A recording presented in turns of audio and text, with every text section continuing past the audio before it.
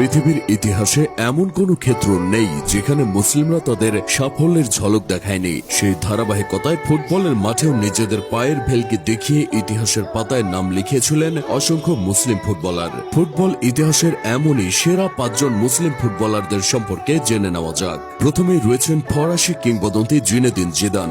1972 সালে ফ্রান্সের সম্ভ্রান্ত মুসলিম পরিবারের জন্ম নেওয়া এই কিংবদন্তি মিডফিল্ডারের পুরো নাম হল জিনেদিন ইয়াজিদ জিদান। তার পিতামাতা আলজেরিয়া হতে প্যারিসে এসেছিলেন শরণার্থী হিসেবে।